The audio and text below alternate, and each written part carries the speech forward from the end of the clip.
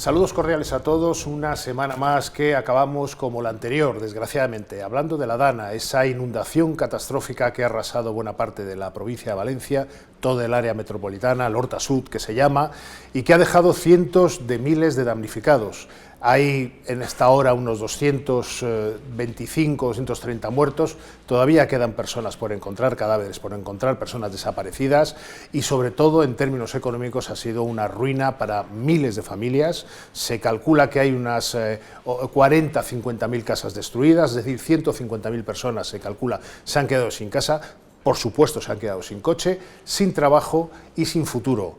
4.500 empresas, el 20% del tejido productivo de la Comunidad Valenciana, se ha ido al garete, que diría un castizo.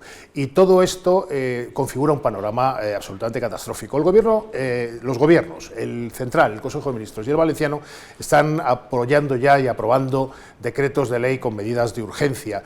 Para hablar de todo ello, para hablar también de la economía, por supuesto, y de los presupuestos, hemos traído a alguien que sabe mucho de autónomos, que son buena parte de los damnificados en Valencia. Es una persona que controla desde la Asociación de Trabajadores Autónomos, ATA, bueno, lo que está ocurriendo con ese sector, que es de los más afectados en esta dana catastrófica, ¿no? Celia Ferrero, encantado de tenerla con nosotros. Un placer, encantada de estar aquí. Bueno, lo primero, se habla de que la dana ha dejado 4.000 empresas, 4.500, la ruina. Sí. ¿Han calculado el tiempo que hace falta para levantar todo eso que se ha construido con tanto esfuerzo durante tantos años? Bueno, nosotros lo que sabemos es que hay ya 4.500 que efectivamente van a estar definitivamente fuera, ¿no?, del mercado. Pero es cierto que estamos calculando que aproximadamente hay 40.000 autónomos que se han visto afectados, de los cuales aproximadamente 30.000 estarían en siniestro total. Eso evidentemente lleva un largo tiempo de recuperación, de reconstrucción y de reactivación, porque no es lo mismo reconstruir un local que empezar de nuevo la actividad y sobre todo no es lo mismo alcanzar los niveles de actividad que había antes de la dana. Se habla de que, se está hablando, así a bote pronto, porque esto siempre es muy difícil de calcular, se puede imaginar, que no menos de 1 o 2 años para recuperar una cierta normalidad.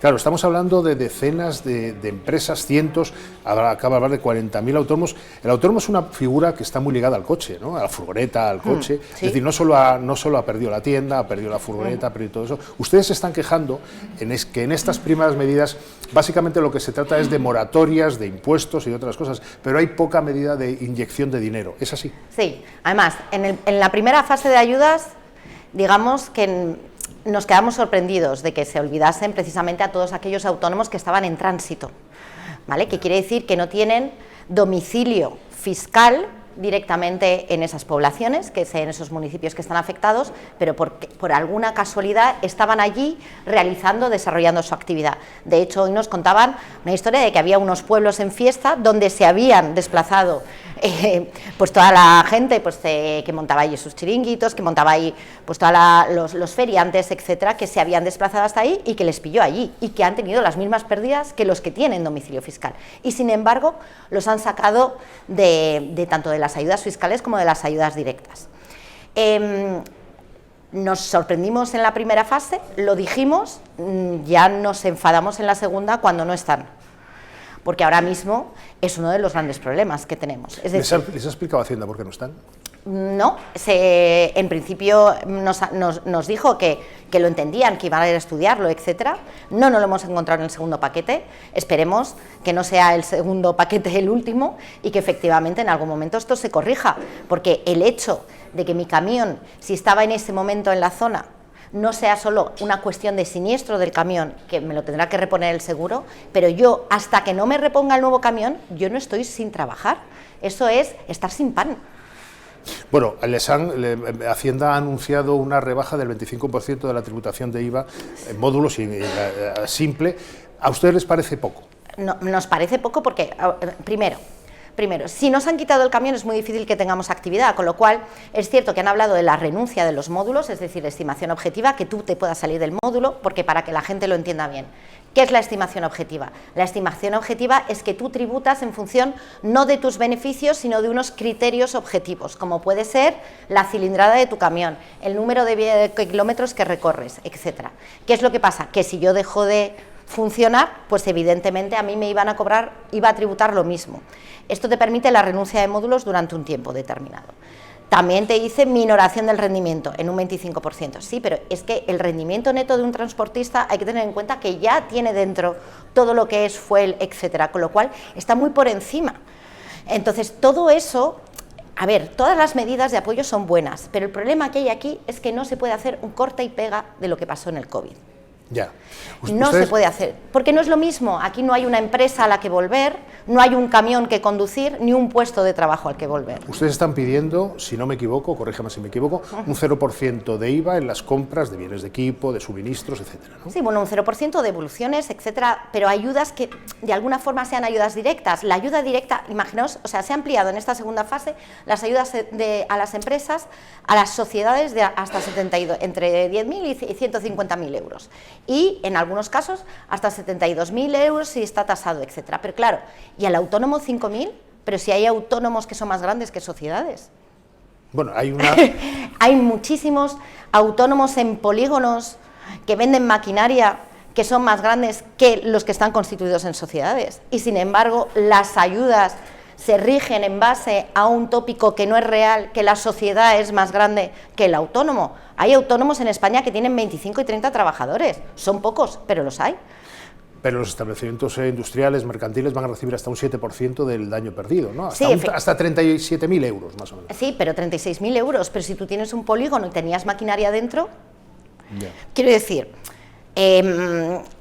faltan ayudas, sobre todo directas, porque vuelvo a decir, independientemente del tema de la prestación por cese de actividad, que está muy bien, que de hecho, gracias, porque nosotros lo reivindicamos, que había dicho que tenía que ser un cese total de la actividad, es decir, que no podía haber ningún tipo de actividad, aunque fuese de forma temporal, para poder acceder a la prestación. Nosotros pedimos, después del primer paquete, que eso fuese a una prestación también que permitiese la actividad parcialmente, es decir, que en ese momento vayamos poco a poco recuperando la actividad como podamos y que eso conlleve también una prestación. Eso lo hemos conseguido en este segundo paquete, pero lo que no hemos conseguido es, uno, que aumenten las ayudas directas a los autónomos, porque evidentemente 5.000 euros no llega ni para la limpieza,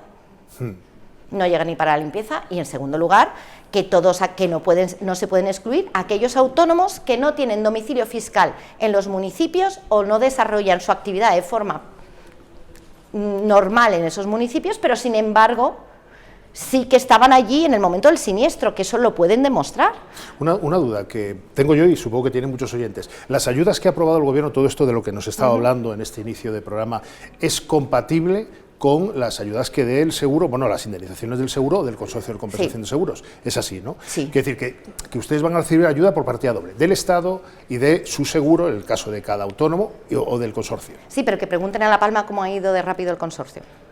Ya.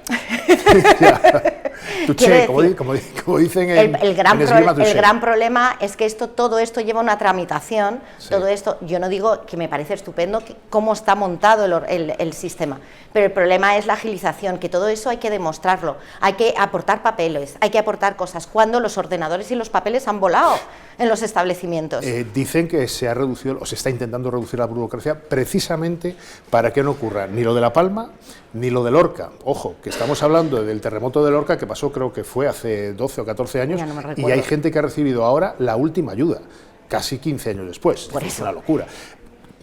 En este caso estamos hablando de un siniestro que es terrible, en el que hay cientos de miles de personas afectadas, no solo los 40.000 autónomos de lo que nos habla Celia Ferrero, la vicepresidenta de ATA.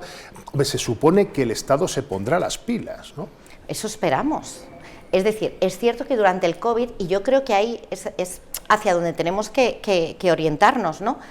A ver, las ayudas normales en caso de catástrofe son efectivamente las aseguradoras, los seguros, el consorcio.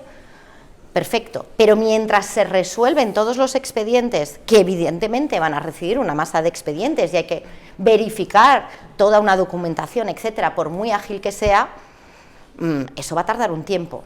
¿De qué comen hasta que eso se produzca?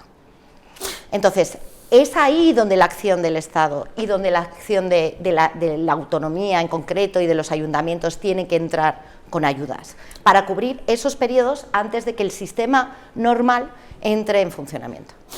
¿De qué comen?, se preguntaba Celia Ferrero. Hay un debate ya, como siempre hay polémica, en este país hay polémica por todo, entre administraciones, incluso diría entre el mismo gobierno. Por ejemplo, Carlos Mazón, el presidente de la Comunidad Valenciana, ha anunciado que se van a eliminar las cotizaciones de la Seguridad Social cuando estés en ERTE, para las empresas, los empresarios y los autónomos que tengan a alguien a cargo, trabajador por cuenta ajena. Pero Yolanda Díaz no quiere, la vicepresidenta y ministra de Trabajo. ¿Sabe usted cómo está esto en esta hora? A ver, todo lo que es seguridad social es competencia estatal. Otra cosa es que las comunidades autónomas pueden, a través de ayudas directas, compensar los costes de la seguridad social, pero siempre es competencia estatal. Entonces, en este caso ya se ha puesto en marcha que efectivamente en caso de ERTE vamos a tener bonificada la aportación empresarial, es decir, la parte de cotización empresarial de las contingencias comunes, al 100%, ¿vale?, de los trabajadores en ERTE. Eso conlleva, en esa primera fase se quedaba ahí, pero en la segunda fase se han puesto otros condicionantes, entre otros, que yo creo que aquí es donde viene el follón, la prohibición de despedir. Ya. Que eso, entre otras cosas, imaginaos a alguien que ahora mismo tiene una farmacia de la que queda un muro,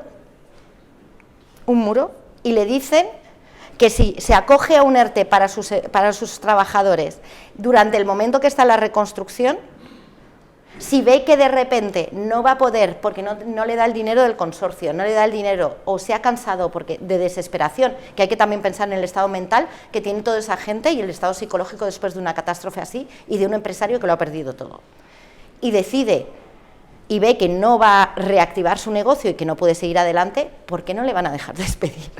O sea, es un compromiso, tendría que devolver todas las ayudas percibidas. Entonces, quiero decir, creo que cuando se habla de empatía, la empatía le falta a muchos políticos. ¿Teme, le hago la pregunta directa, teme una oleada de quiebras en Valencia a raíz de situaciones como esta que nos está contando? Sí, por supuesto. Nosotros creemos que muchos van a abandonar la actividad. Van a abandonar la actividad porque hay que tener en cuenta que también muchos negocios llevaban muchos años en funcionamiento, que es gente ya que tiene cierta edad, y a lo mejor empezar de cero a cierta edad a todos pues no es algo que nos parezca fácil. Los autónomos, que es el colectivo del que estamos hablando con Celia Ferrero, la vicepresidenta de ATA, es un colectivo muy ligado al coche y particularmente a la furgoneta. Se han perdido 100.000. 100.000, que se dice pronto. No es que vaya a haber un problema logístico para suministrar 100.000 coches y furgonetas nuevos a Valencia, que tardaremos años. Es que hay un problema de que buena parte de las personas que han perdido ese patrimonio, el coche, la furgoneta, van a recibir lo que se llama un valor venal, o sea, un valor residual. Ese es otro problema. ¿Cómo se puede combatir eso? Precisamente lo que decíamos antes, es que aquí hay que intentar reponer al mismo nivel. Es decir, el seguro va a ir a lo mínimo. Sí, o sea, el valor de tasación que tengas en ese momento. ¿A cuántos nos ha pasado que de repente pues un coche, pues un siniestro total, lo que sea, pues de repente decimos, pero si es que me vale me vale mucho más repararlo que quedarme con el coche? Pues esto va a ser igual. Entonces, toda esa gente se va a ver obligada a comprar otro vehículo. Entonces, hay que buscar cómo se ayuda, que no sea solo a través de crédito, porque que no se nos olvide que también toda esta gente tiene un histórico, que llevamos una pandemia, que llevamos 2 crisis financieras.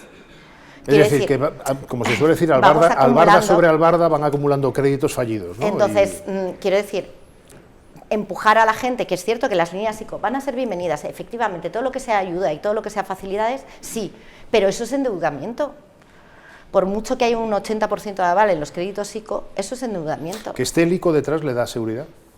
Sí, sí. En eso yo creo que el ICO ha funcionado bien para el tema de los COVID. Yo creo que no hay por qué desconfiar del ICO. Estamos con Celia Ferrero, que es vicepresidenta de ATA. Llevamos un buen rato hablando ya de la tragedia desgraciada de Valencia, donde hay cientos de miles de personas afectadas. Vamos a hablar de política nacional y sobre todo de economía nacional, de los presupuestos, que también está ligado a Valencia, que lo ligó el otro día el presidente del Gobierno en su comparecencia y dijo, bueno, aunque estas ayudas que se están aprobando, un primer paquete de 1.600, luego ha habido otro de 5.700, todo esto va vía Real Decreto que va a ser convalidado, probablemente con un apoyo mayoritario en el Congreso, pero los presupuestos no parece que sea así. Él lo ligó. ¿Necesitamos unos presupuestos 2025 ahora más que antes de la Dana? Yo creo que necesitamos presupuestos siempre. Ya, bueno. Otra cosa es que no se llegue a un acuerdo para que presupuestos. Yo creo que trabajar con prórroga presupuestaria siempre es muy difícil, tanto para el que gestiona el dinero como para todos esos nuevos proyectos y la evolución de la economía de un país que debe avanzar en función de unas prioridades presupuestarias, independientemente de cuáles sean esas prioridades y quién las fije.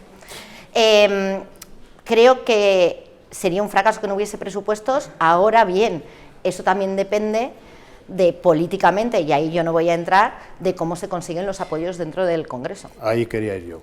Porque claro, los apoyos que tiene el Gobierno, excluyendo al PP y Vox, que ya han dicho que no lo van a apoyar, son unos socios parlamentarios que están a la gresca. Si recuerdan anteriores programas, estábamos hablando del impuesto a las energéticas y a la banca, que parece que el de las energéticas se ha caído, el de la banca quería estar en pie, pero Podemos, Bildu, Esquerra y Sumar dicen que no.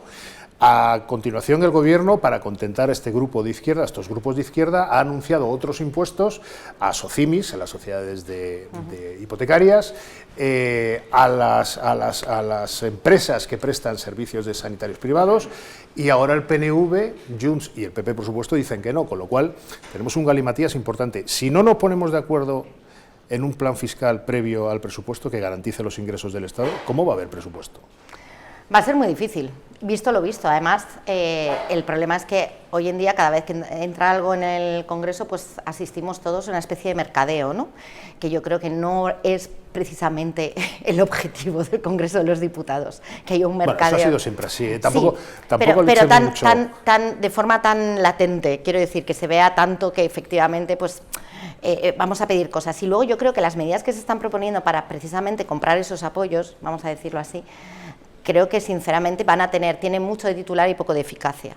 Esa persecución a la gran empresa, al sector financiero, al final al rico, vamos a decirlo así, yo creo que desde el punto de vista de los efectos fiscales que tiene, precisamente por el número que son en España, va realmente a aportar muy poco. Queda muy bien desde el punto de vista del titular, desde el punto de vista de eficacia tributaria, no es tanto. Quiero decir, no llegaría con todo eso y más, no llegaría a pagar un mes de pensiones en España. Se lo pregunto a las claras, ¿se está ahuyentando desde los despachos oficiales la inversión en España? Bueno, yo creo que España también ofrece muchas oportunidades, depende de cada uno de los inversores. Yo no me atrevería a decir que se está ahuyentando. Es cierto que la incertidumbre jurídica, la inestabilidad normativa y también el problema que estamos viendo de también cierta inestabilidad desde el punto de vista gubernamental. Los vaivenes. Los vaivenes, pues efectivamente eso afecta directamente a cómo valoran los inversores. Pero yo creo que España es un país donde se debe y se puede invertir y tiene muchas cosas en las que invertir. Depende del riesgo que quiera asumir el inversor. Somos la cuarta economía del euro, es decir, efectivamente, que no es moco de pavo, que tampoco estamos hablando de un país con un riesgo enorme.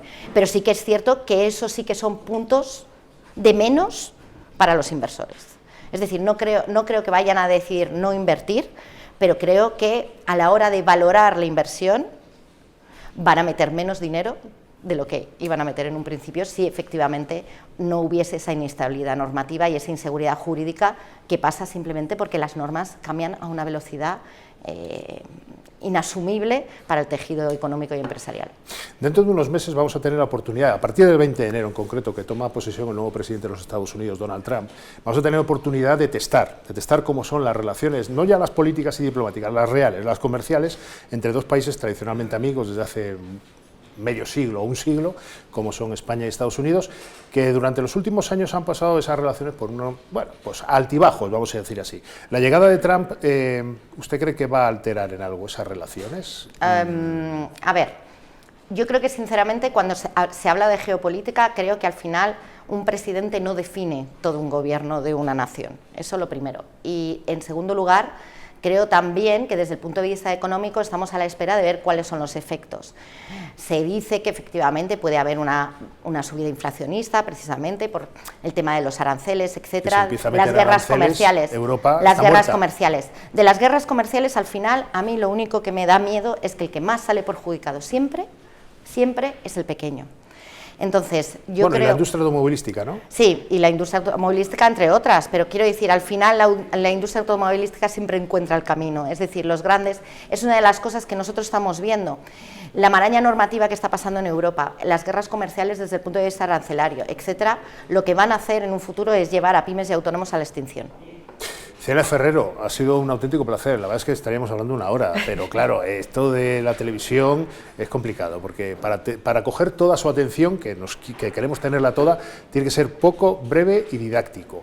Ha sido un placer tenerla con nosotros y bueno, le emplazamos a otra misión. Cuando ¿vale? quieras. Y a todos ustedes, pues nada, les iremos contando cómo va la Dana, la desgraciada Dana que ha destrozado la vida de cientos de miles de valencianos, y cómo va la política en España, que es que temas para hablar no quedan. No faltan, que siempre me equivoco. Hasta la siguiente.